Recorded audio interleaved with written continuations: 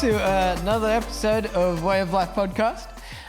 It's been a hot second since we've done one of these. So for those of you who are visiting in person for the first time, we kind of try to do this. We're aiming to do it kind of once a month as a way to kind of talk about different topics and in a bit more of a long form conversation rather than kind of stuff that doesn't often get covered in kind of a normal sermon.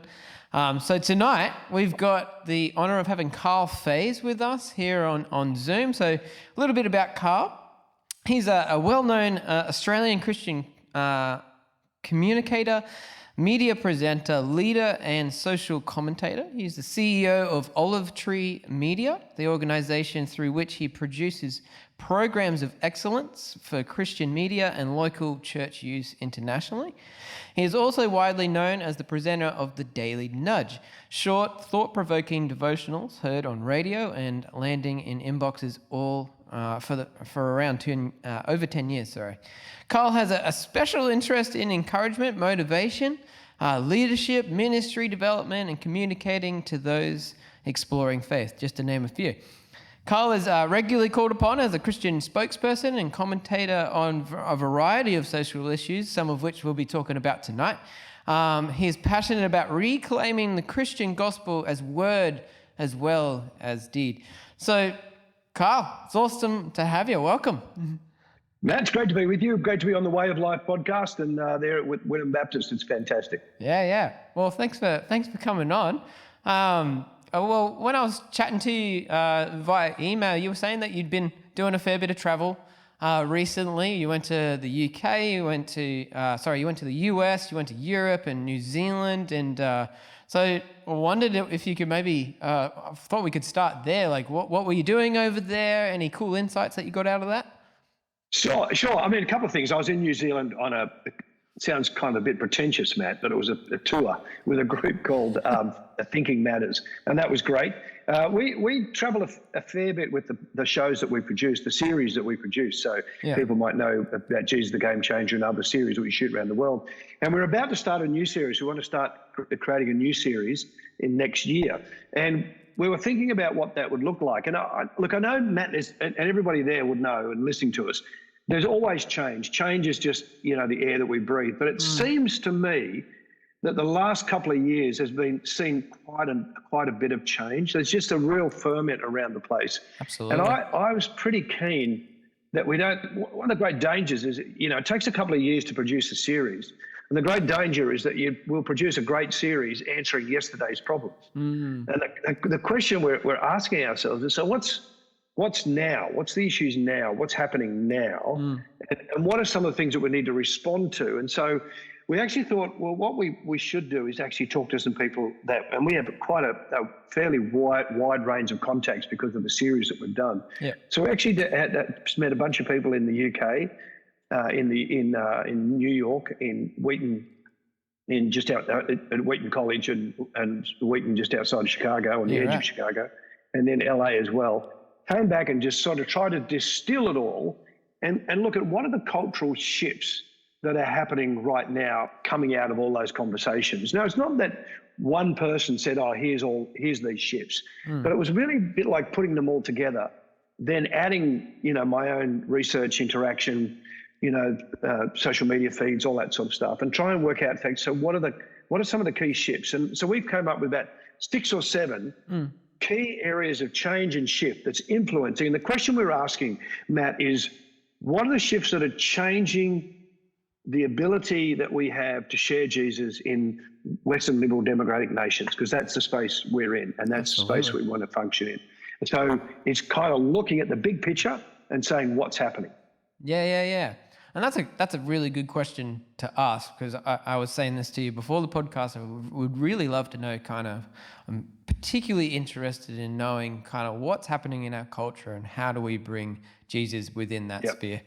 And I like what you said about the change. Change is happening like at a rapid rate. Like I'm 31, but I still get the sense that even since I've finished school that things have just gone astronomically quick in terms of change. Yeah. So what are some of the changes that you're kind of sensing? What are some of these things that you've been kind of researching? Well, so one of the things, I'm just going to bounce through a whole bunch of subject matter and we'll interact over them. But and they don't. There's not a nice linear line through these. They jump all over the place. Yeah. And they're quite varied in their content. And the first thing to say is, and look, so going back, one of the shifts that are happening at the moment that influences the church's ability to talk about Jesus and be evangelistic, gospel-focused ministries in Western democratic nations. Yeah. And the interesting thing is actually one of the first was the crisis of evangelical credibility. And I look, the church has always had some credibility issues, since the first century. So it's not like that this is new, but I think there are some new credibility issues around the Christian evangelical church, and specifically what's called the evangelical church, as opposed to even the Catholic Church or the Orthodox Church. Yep. And the two that have come up now, if you go back probably 5 to 10 years, the big credibility issue in Australia was about the Royal Commission into the institution of abuse of children. Yep. Now that was huge. Now it's not to say that that's just disappeared, but it's not quite front and center at the moment. Yeah. But what's front and center, I think, is two areas of evangelical credibility. One is Christian nationalism. Now, now this is clearly wrapped around the evangelical church backing Donald Trump in kind of almost unapologetically. And then now, there's another election in 2024. Yep. There's some real questions over who's going to be the nomination. I don't think that the evangelical church will be quite as enthusiastic to back Donald Trump this time as they were in 2016. And even in 2020, they were a bit more cautious. But the fact that they did, and they're seen as being kind of, and it's all lined up. It's not just, here's our man, we should vote for him. It's like, here's the guy that's going to deliver America as a Christian nation. Now, the problem clearly, everybody listening to me and there with you, Matt, knows that he's hardly a paragon of virtue when it comes to Christian ethics. And that's where it gets really odd, because it's like, wow, how do you do that? Now, and just in case everybody goes, oh, it's just an American issue, it's Christian nationalism is much broader than that. I mean, one of the places that Christian nationalism is a problem right now is actually Russia. And you have the Orthodox Church, which is backing Putin. I mean, you do have some nations, potentially Hungary and Poland, a few others, where there's a rise in the right, and that, I think, for a Baptist should never be prophetic, but I think you'll see across Europe what's happened in Italy with the new Prime Minister of Italy will actually happen in other places where they'll be much more right wing in their political positioning. Yep. What will happen is that they often end up with a kind of Christian nationalist view. Now, partly it's because all of us, Matt, want to see Christians that seem to reflect our values. Yeah. And a lot of the political movement on the progressive side certainly doesn't seem to want to back Christian, what we would call Christian virtues and values. Now, I know there's a lot of debate about that, but if you just leave that there, what happens is that somebody comes up and says, "Oh, I'm for the family," and we're like, "We're with you," Yeah. And we jump on the bandwagon, not realizing that all the other stuff they hold to, we don't actually agree to. Yeah. And so there's that. But there's a second part of this credibility crisis of the evangelical church. And the other part of the credibility crisis is actually the failures of high-profile evangelical leaders across the globe. That's been a big one. I've kind of felt the hit of that, like people that I've particularly looked up to that have been caught up in that kind of stuff. So yeah, go on. If you went back 10 years and you said that in 10 years' time, these organizations would fall over because of poor morality from their leadership, like Willow Creek, RZIM, Ravi Zacharias International Ministries. Yeah. There's a guy called James McDonald who ran a large church outside of on the outskirts of of Chicago. Yep. Add to that Hillsong. Yeah. Now Hillsong's still going, and it's murky, but All I'm saying is that some of these names are massive. And then, Mars Hill, which grew to 30,000 people and basically died overnight. And if anybody's listened to the excruciating podcast of the rise and fall of Mars Hill, that you'll know that and these people were huge names. Yeah.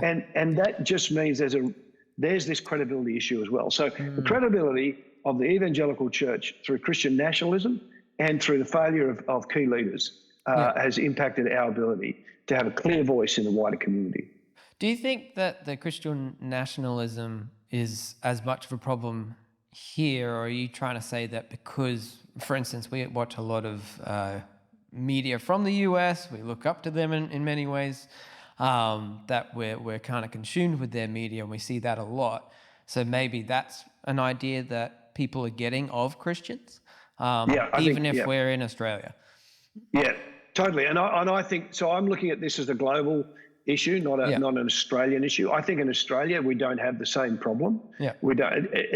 There's some bits of it, but not really. Yeah. I mean, partly it's because the kind of progressive or leftish side of the political spectrum in Australia, the Australian Labor Party, is actually pretty middle of the road on a lot of their positions. They're left of centre, but only just. Yeah. And they tend to avoid at the moment they tend to avoid the more radical end of the political spectrum on the left, and so that means that here it's not such a huge issue.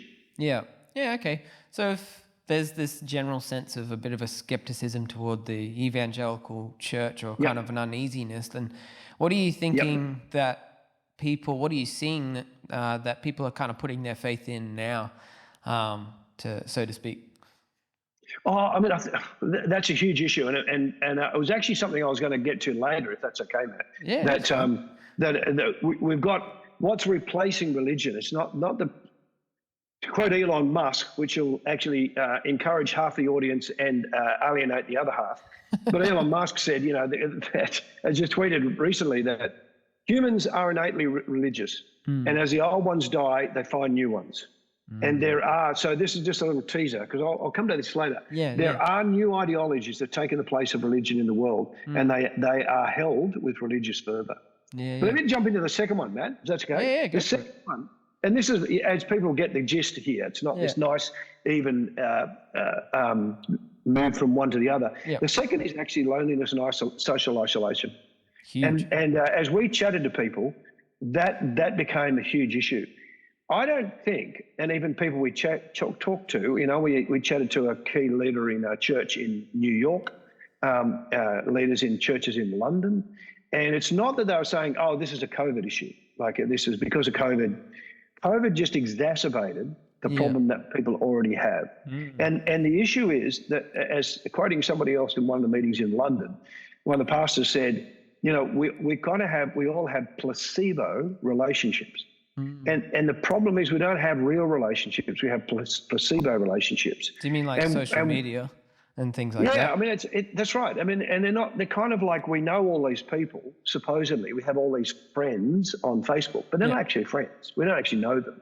And the bizarre thing is that we've never been more connected digitally with more people across the globe, and never been more socially isolated, which is having terrible mental health problems across the community. Absolutely. And part of that, and so that whole idea about social media and a digital communication, I mean, we use that to communicate, but we also use it as self-protection and self-preservation and self-presentation.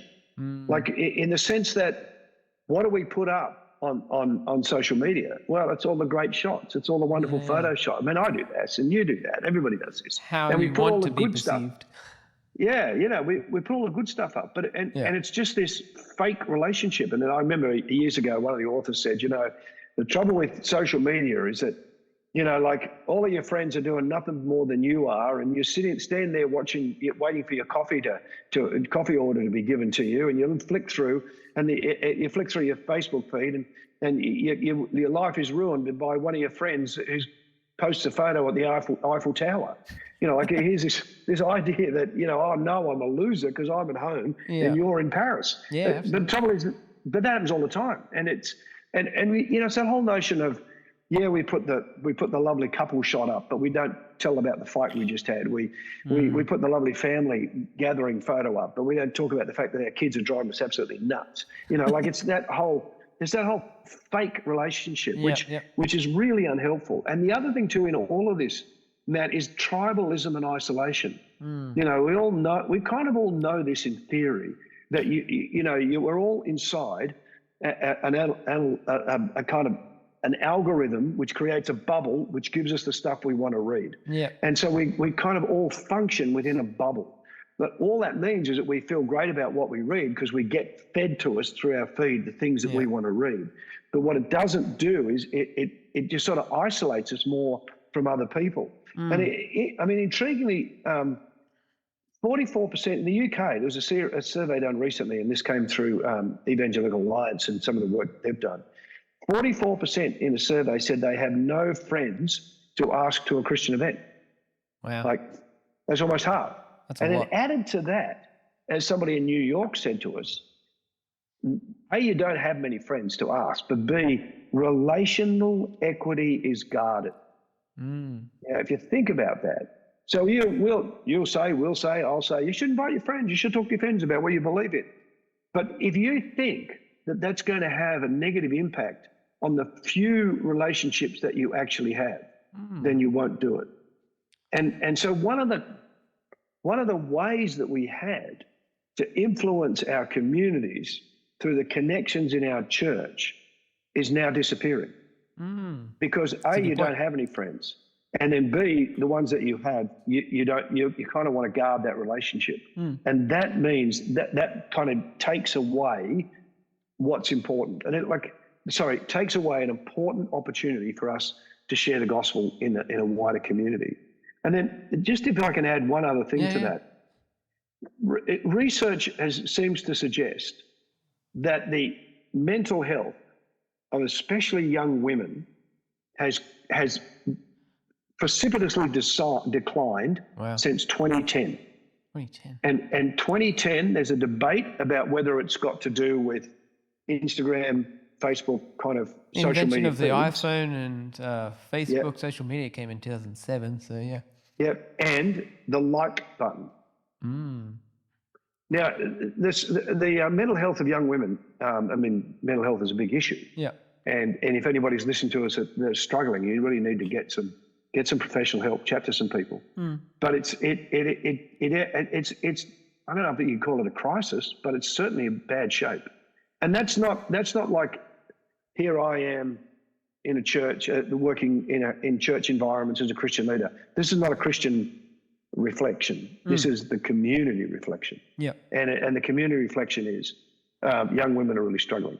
And the connection. So here's this social media, digital environment, algorithm, tribes, isolation, huge issue. So what do you think, just on the mental health of young women in particular, then what's causing that? Is that are you making the connection to social media, or? I wouldn't say I am expert enough to comment. And the interesting thing is that the more if people are interested, just go and just start doing some research. Yep. And the research is all over the shop in the sense that everybody has some ideas. What's clear is that decline is there. That's what created the decline is not absolutely clear, I don't think. I mean, everybody has ideas, but I don't think it's I don't think it's yeah, no, and I don't think it's absolutely lined up as in, no, that's definitely it. Yeah. But the fact that it was from 2010, and that was when you got the whole smartphone and all of that, you would think that there's some sort of correlation. Yeah. Welcome to come back to this next question if you want to keep exploring these kind of topics. But how do we kind of, as the church, because I've noticed this whole kind of it's almost like a pandemic of loneliness and social isolation. Like, what's kind of the response that you reckon that should be coming from the church, from Christians? Get people together. Get people together. There's nothing I mean, everybody says, oh, online church does the job and all that sort of stuff, but people need friends. People need friends. Yeah. They need face-to-face time. They need someone to listen. They need people around to love them and care for them. Professional help is incredibly important, and no one should ever reduce the importance of professional help. Yeah. But if you're sitting there and you know a friend that's struggling, give them a call, say hello, do a coffee, just be there. And that's what everybody needs. And in the middle of all of that, I mean, everybody's struggling with particular issues.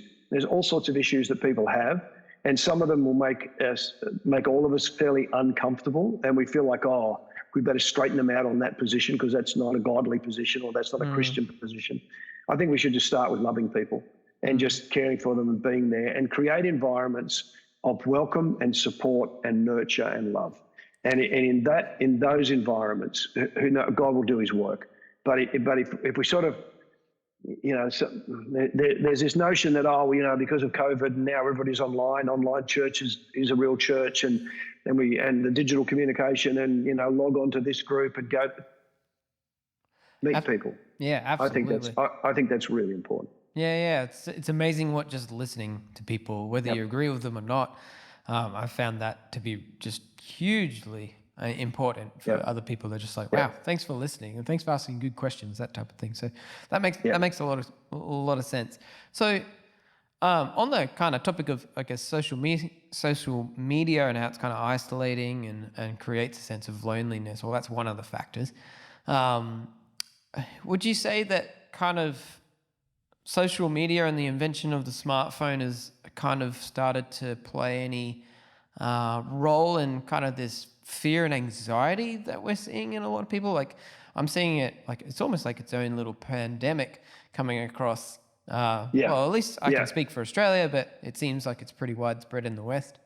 Yeah, I mean, I think, and that's you're absolutely right. That's one of the other next things to talk about is fear and anxiety. And I think that one of the things that the smartphone gives us is information from everywhere, like everywhere.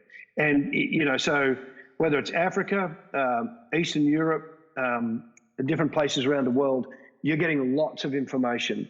The thing that people click on, share, like, other than, cat and dog photos, is mostly the bad news, And so I think that there's that notion of, and I think fear and anxiety plays into all of this. But the other thing is you've got, a couple of the areas, say, for instance, the climate crisis. Now, the whole climate crisis has shifted from global warming to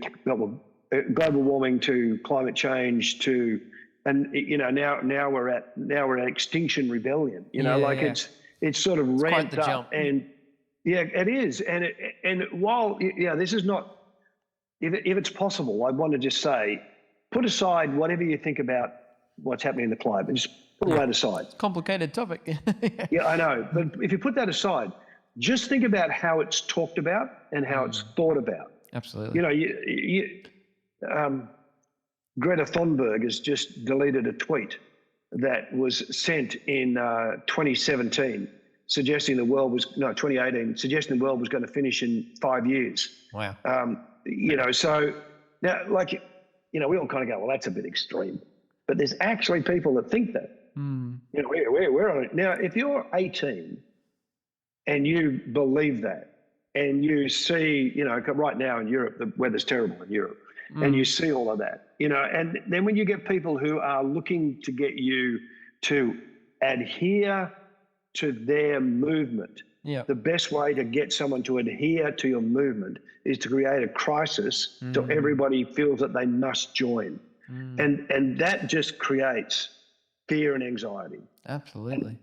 And if you think, it's not like this is the only time in history there's been fear and anxiety. I mean, if you grew up in the 50s, if you grew up in the 1950s with the kind of a Cold War and the nuclear holocaust that was going to be released any minute, that's fearful. There's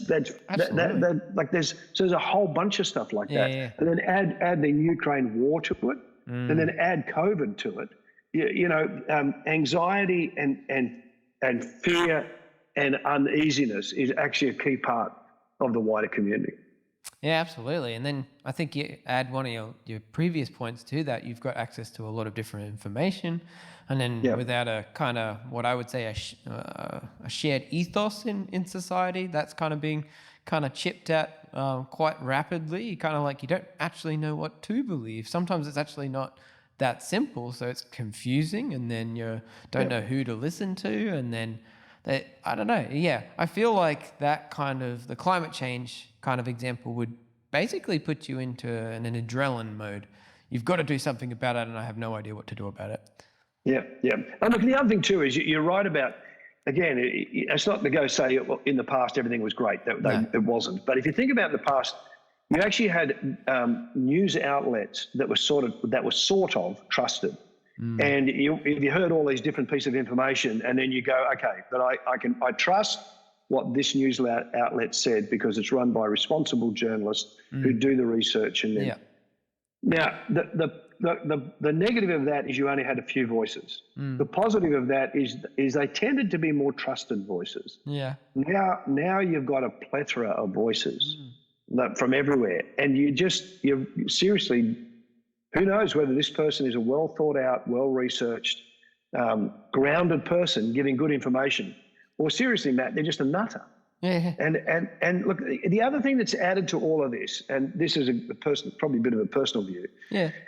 So legacy media, like all the big legacy media groups, the big media outlets, they're being squeezed out by all these, people giving their opinion. So what happens is that they've got to find their way. How do you get your way into the media? Well, they're all becoming like they're not journalists anymore. They're actually activists. Yeah. They're not writing opinion pieces, looking at all the different views. They're commentators pushing a line. Yeah. And there's a whole bunch of issues going on at the moment. I won't mention them.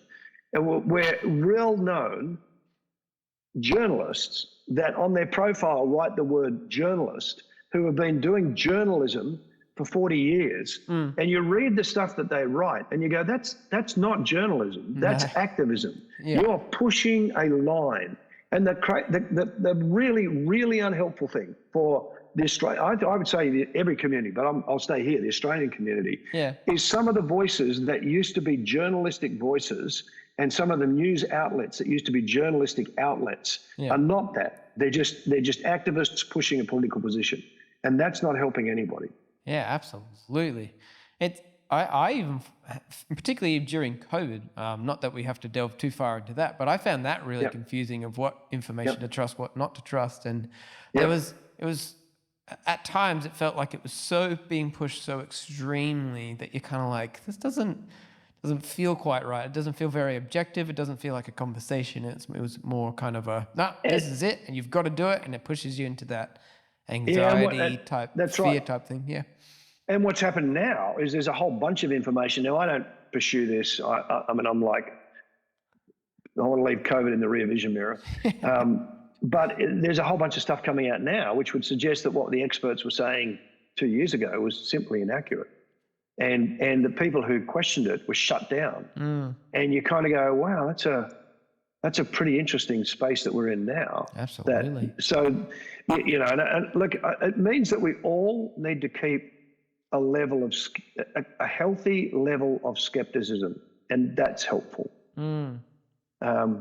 Now, being a skeptic all the time, Matt, is a bad way to live. Sure. Never believing anybody, it's being tiring. Totally cynical about everything. But on the other hand, it's helpful to kind of go, are you sure? How do you know that?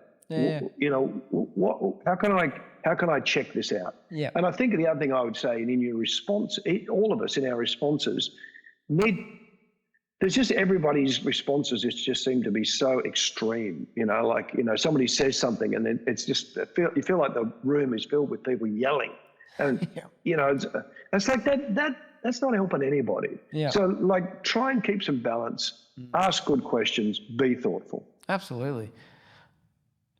We don't have to go down this line if you don't want to, but how do you do that kind of faithfully? How do you explore ideas and truth when I guess I've noticed personally that I don't think people live by this 100% of the time, but they at least in word seem to think that truth is kind of it's subjective, it's relative, it's something that you make up, it's something that you want, and you kind of live by it, rather than it being something that you outside of yourself, to kind of a reference point to kind of go, okay, well that's how we reason with this. Okay, how do we work out what's right and wrong? So it's gone from that to being, I feel this is the way it should be.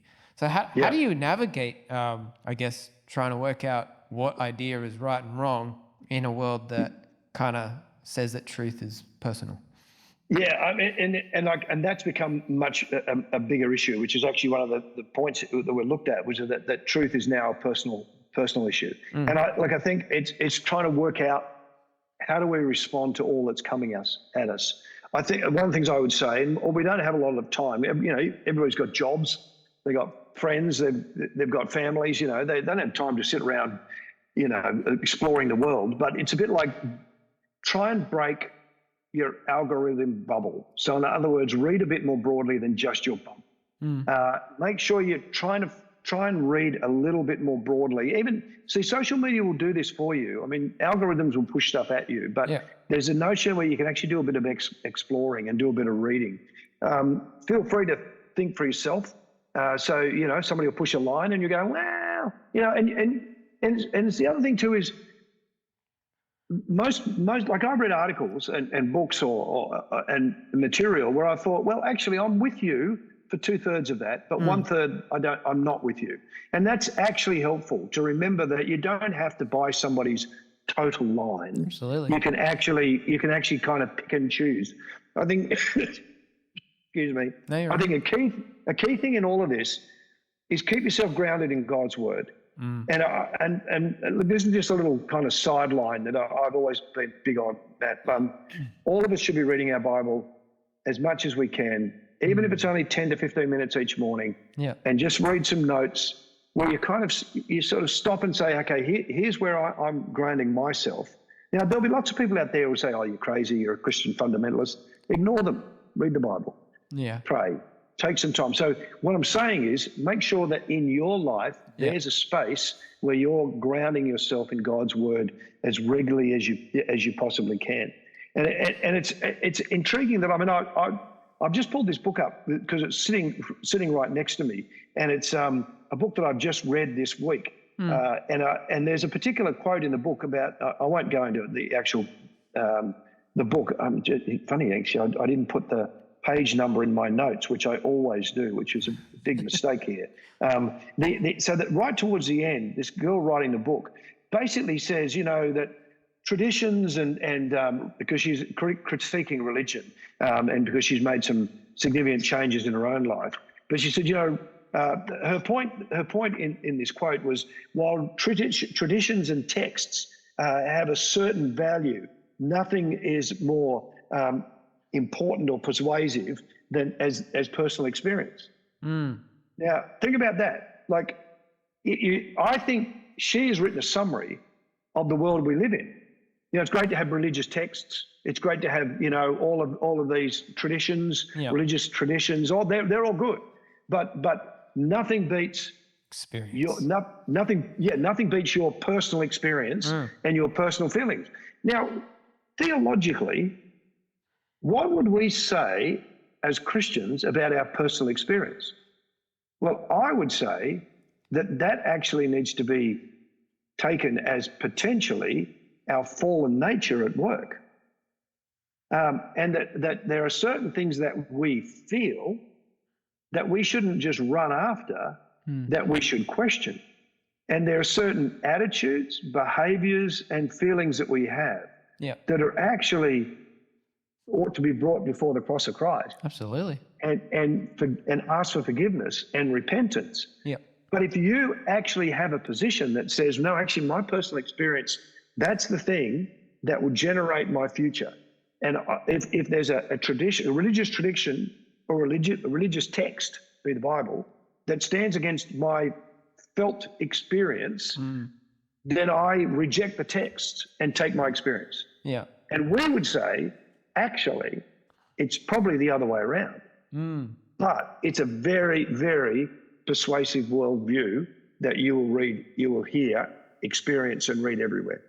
Yeah, absolutely. I was thinking about this just the other day, but like your experience and what you currently believe as an individual isn't just, it's often made up of who is around you. It's what you listen to. It's all these different things. You're not like as individual as you think you are. And like, how do you know that you can trust all the feelings that you have in the first place? So anyway, but that's an interesting thought. Yeah, totally. Absolutely. And if you, one of the things I'd also, let me just jump into another thing, changing the subject totally, Matt, even though you're not asking the question. One of the things that struck me most about some conversations we had, specifically in London, was what's going on in the shift in the attitude and focus of academics, authors, and key thinkers. And I'd say to you, anybody listening to the podcast, anybody that's there with you, most people will probably think, I haven't seen that. I'm not sure about that. But if you go back a little step and say, okay, if we don't like where the West stands on the area of religion, faith, belief, and we think that Western democratic nations are shifting away from Christianity, and that the kind of bulk of people, I'm not saying they're Christian in the census, there's less people going to church or a reducing number of people going to church, that Christians have less say in the wider scope of the community. What would change that around? And there's a feeling that, well, what would change that around is that you get a big group of people who would swing back the other way. And that may be the case. Or one of the things that might change is actually a shift in the authors, academics, and key thinkers within the community who start to look at what's happening and go, I'm not sure that this is actually a helpful direction. And one of the things that we looked at, especially talking to a guy called Justin Briley, and his book is about to be released, and he's a guy that's in the UK. He used as an example this particular guy called Peter Boghossian. And Peter Boghossian wrote a book 10 years ago called A Manual for Creating Atheists. And if you think about it, so that this is 2010. This is right in the middle of the new atheists. Richard Dawkins has released The God Delusions. It sold 6 million copies. You've got the 4 horsemen of the apocalypse, Hitchens and Dawkins and Sam Harris. They're everywhere, Matt. They're talked about everywhere. And here's Boghossian fitting right into that. Now, here's just for everybody that's listening. What happened to the new atheists? Because if you think about it, they haven't been talked about for years. No. And it's a bit like they just disappeared. And so Boghossian, so keeping all that in mind, Justin Briley runs a radio show, he used to, doesn't now, where he would get 2 people to debate. And he would get an atheist and basically a Christian to debate, and they would have a helpful conversation. And so he went to Boghossian and said, will you come on the show so I can get you to debate? And he said, well, I've actually shifted. And what's important, he's not saying he's a Christian. But and if you follow him on social media, 10 years ago, he was looking to rid the world of Christianity. Today, he thinks the biggest issue is woke culture. Now, intriguingly, there's a whole list of people that fit into that same space in different ways.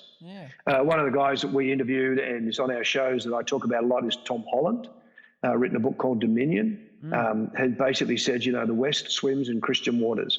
You might not call yourself a Christian, that's fantastic, but basically you're already influenced by the life and teaching of Jesus because of Western democratic nations. He's not a Christian, but he's saying Christianity created the world we live in. If you go to a guy called Douglas Murray, who's written a book called War on the West, and I haven't read his other title, which is about the madness of crowds, is brilliant. But the point about Douglas Murray, again, he's a gay man. He's not a Christian, but he is absolutely standing as much as he can against what he would call woke culture. Sam Harris is the same, a guy called Jonathan Haidt, the book called Coddling of the American Mind. Even if you get to the comedians like Russell Brand. Now, if you listen to what Russell Brand is on about at the moment, he's not out there criticising the church. No. And then there's Bill Maher, the nighttime host on American TV. I remember watching Bill Maher rubbish the church. Almost every time a clip came up was Bill Maher rubbishing the church. He had Piers Morgan on recently where they talked about how bad woke culture is. So you've got all of these people who are basically suggesting that where we stood against the church because we thought the church was the big problem. Now that doesn't seem to be the problem at all. The problem at all is actually a new set of religions. Now I'm banging on a bit. Just to stay with me. There was a guy called David Silverman. He was actually the president of the American Atheist Association for a number of years. He wrote a post that was released about 3 weeks ago. And his post, I'm going to read bits of it. He says this, the atheist, now I don't agree with his first statement, but let me just throw it out there.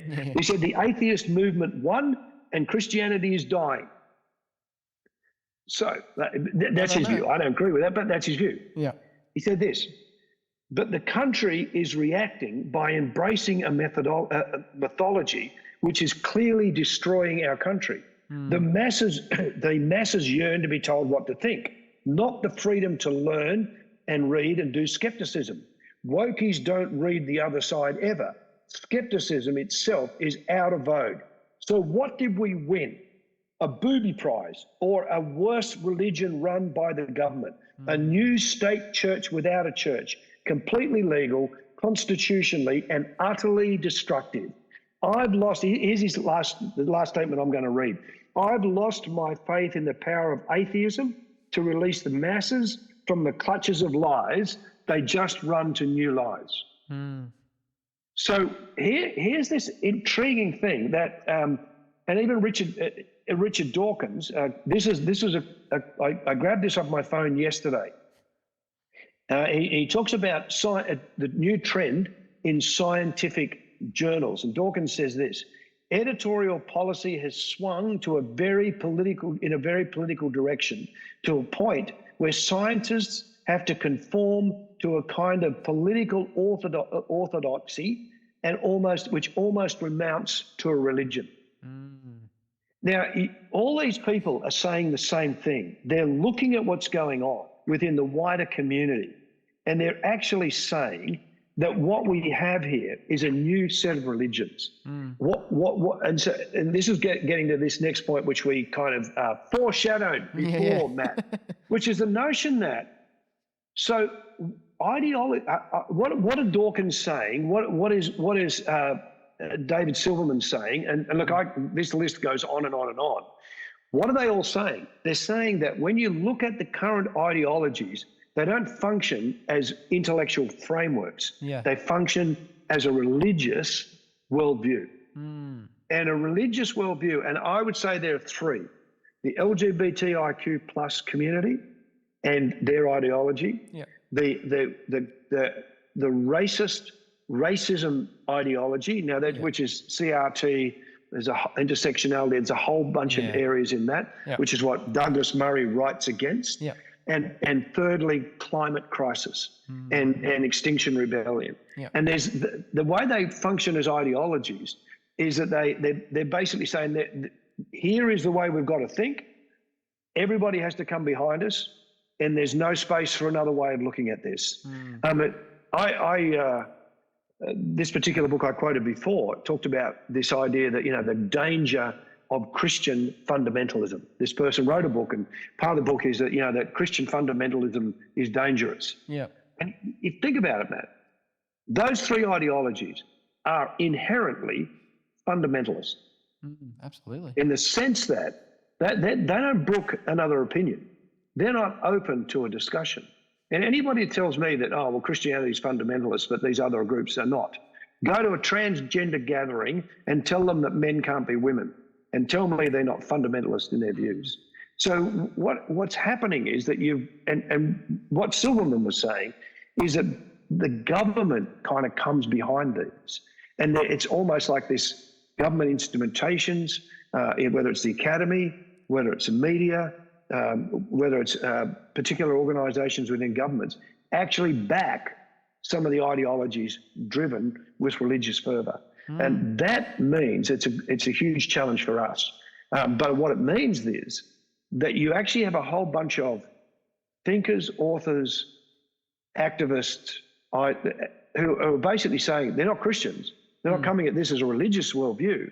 They're coming at this to say that those ideologies, they're a religious worldview, and we need to stand against them. Yeah. And that is a real change.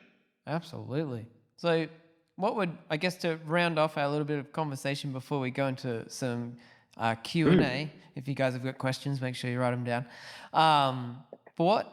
How do you respond to that? So obviously we're going to start to really, well, most of those people you said that aren't Christians but are kind of going, no, this isn't right. Yep. I actually already listened to them. They're really, really good and they're fascinating. I've found that really interesting. Yep. But how do we as the church not come against that, but, I guess come against it, but do it in love? How do we do that?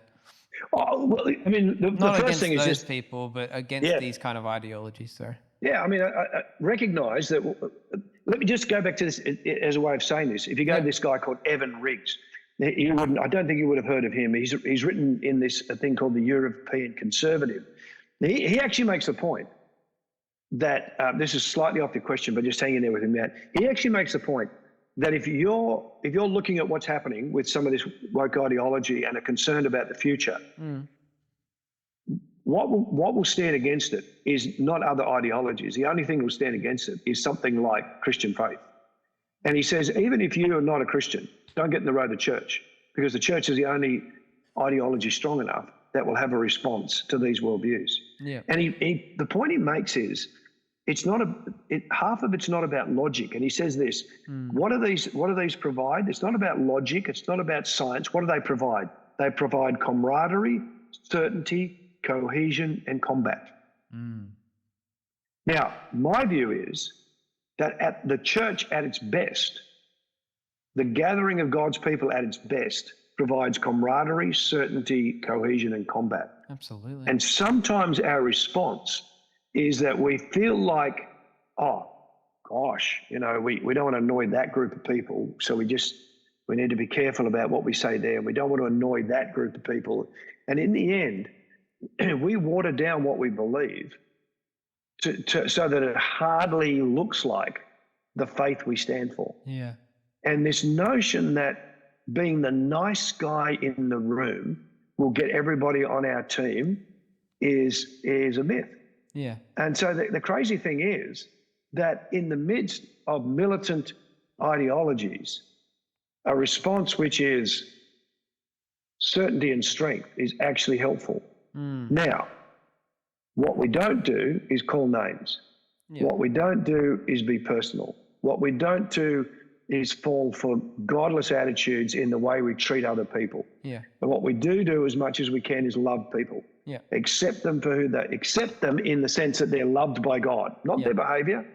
And God will deal with the behavior in some point in time. Absolutely. And in the midst of all of that, and I think the other thing in all of this, and it comes, again, another book I was reading recently made this question, which is, what is pretty much, the Christian fundamentalism is bad for the world, and the church almost should apologize. What good has the church ever done? It's just been fundamentalists and ruined people's lives. It's a bit like you, author, need to go and read Tom Holland.